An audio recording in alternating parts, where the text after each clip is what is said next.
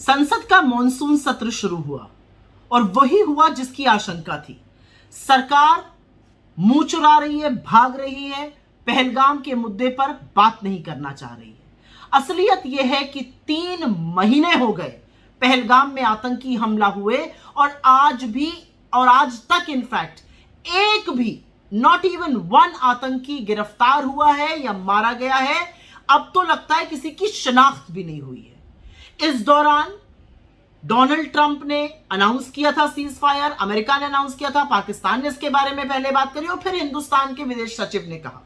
लेकिन इस दौरान ट्रंप ने 1 बार नहीं, 2 बार नहीं, 24 बार यह कहा कि उन्होंने इंडिया पाकिस्तान की जो वॉर थी वो ट्रेड की वजह से, व्यापार का हवाला देकर रुकवा दी। लेकिन हमारी ओर से इस पूरे वक्तव्य पर 24 बार जो बोला गया, सुई टपक सन्नाटा है। नरेंद्र मोदी जी ने तो एक बार 35 मिनट तक डोनाल्ड ट्रंप से फोन पर भी बात करी थी। उसके बाद भी ट्रंप ये कह रहे हैं कि उन्होंने वॉर रुकवाई है। तो क्या आप उनको समझा नहीं पा रहे हैं अपनी बातें, या आप देश से कुछ छुपा रहे हैं? देश के मन में बहुत सवाल है। देश के मन में सवाल है कि जब सेना आक्रामक थी तो सीज फायर क्यों किया?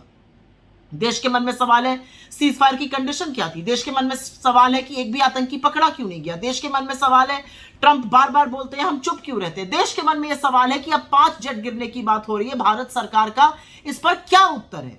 देश को क्यों मुगालते में रखा जा रहा है, क्यों अंधेरे में रखा जा रहा है?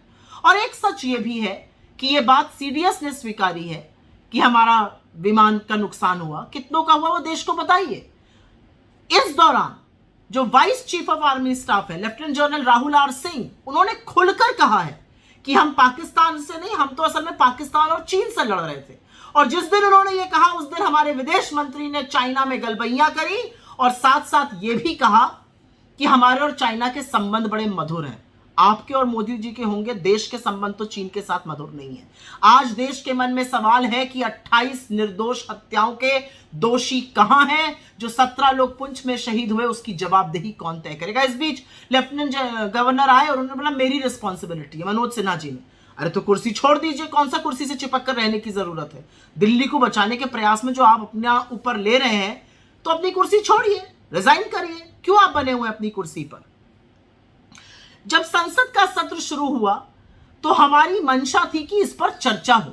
देश को जानने का हक है, सेना को हम संदेश देना चाहते हैं, देश को संदेश देना चाहते हैं। सरकार भाग रही है। नरेंद्र मोदी 18 मिनट तक सदन के बाहर मीडिया बाइट दे रहे हैं, लेकिन सदन के अंदर वो चर्चा को तैयार नहीं है। विपक्ष ने आपका बिना शर्त साथ दिया, बिना कुछ पूछे साथ दिया। हमारे एमपीज विदेश में गए, सरकार की तरफ से बोला, सेना की तरफ से बोला, देश की तरफ से बोला। लेकिन आज जब संसद का सत्र, आपने विशेष सत्र नहीं किया, जब संसद का सत्र शुरू होता है तब भी आपके मन में खोट है।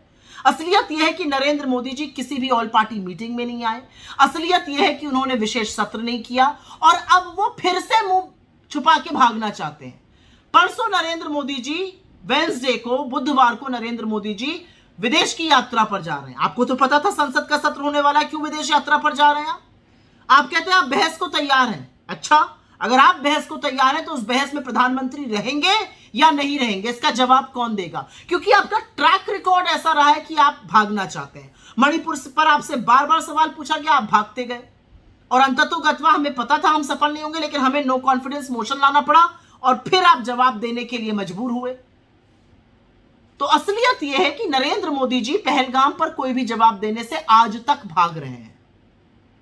एक और बात का यहां पर जिक्र करना जरूरी है कि एक से एक शूरवीर भरे हुए हैं आपने, चाहे वो विजय शाह हो, जो कर्नल सोफिया कुरैशी को उसने जो कहा वो कितना निंदनीय था, चाहे वो जगदीश देवड़ा हो जो हमारी सेना को मोदी जी के चरणों में नतमस्तक होने की बात करता है, चाहे वो रविंदर पठानिया हो जिसने कहा एयरफोर्स तो सो रहा था, और चाहे वो नए नए एलजी जो लद्दाख के बने कविंदर गुप्ता हो, जो एलजी अनाउंस होने के बाद सेना को घूसखोर बता रहे हैं। इस पर आप चुप रहते हैं, आप कोई कार्रवाई नहीं करते हैं। आज सवाल इस बात का भी है कि नेता प्रतिपक्ष को बोलने क्यों नहीं दिया जाता है।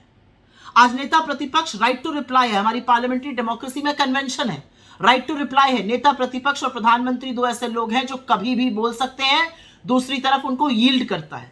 नेता प्रतिपक्ष आज जब बोलने के लिए खड़े हुए राजनाथ सिंह जी के बाद तुरंत सदन स्थगित कर दिया गया। 1 मिनट के लिए उनको बोलने क्यों नहीं दिया गया? यही काम आपने 26 मार्च को किया था, जब वो कुंभ पर बोलना चाहते थे, प्रधानमंत्री के बाद राइट टू रिप्लाई करना चाहते थे। 18 तारीख को जब भगदड़ हुई थी तब भी बोलना चाहते थे, आपने नहीं बोलने दिया था। असलियत यह कि पिछले साल जून में वो नीट पेपर लीक पर बोलना चाहते थे, आपने नहीं बोलने दिया था। इसके पहले मार्च में उनको नहीं बोलने दिया गया था। वो चीन अग्रेशन में बोलना चाहते थे, नहीं बोलने दिया जाता है। तो बार बार नेता प्रतिपक्ष, वो मणिपुर पर 15 मिनट बोले, 11 मिनट हमें ओम बिरला दिखाई दिए। ये कौन से कन्वेंशन है? और सरकार लगातार बहस से, सरकार लगातार सच से, सरकार लगातार देश को संबोधित करने से, देश को विश्वास में लेने से भाग क्यों रही है? सरकार को इस सदन में, सरकार को इस सत्र में देश को सच बताना चाहिए। आपने बिजनेस एडवाइजरी में अपनी सारी चीजें भर दी, इससे ज्यादा जरूरी क्या मुद्दा? आपने विशेष सत्र भी नहीं किया, विपक्ष ने इंतजार किया। 1.5 महीने बाद आपने मॉनसून सत्र में भी कह रहे हैं अभी नहीं होगा डिस्कशन। अगर अब डिस्कशन नहीं होगा तो कब होगा? और अब अगर डिस्कशन होगा तो उसमें प्रधानमंत्री आएंगे कि नहीं आएंगे, यह असली बात है। इसके अलावा बाकी सब जबानी जमा खर्च सत्ता पक्ष कर रहा है।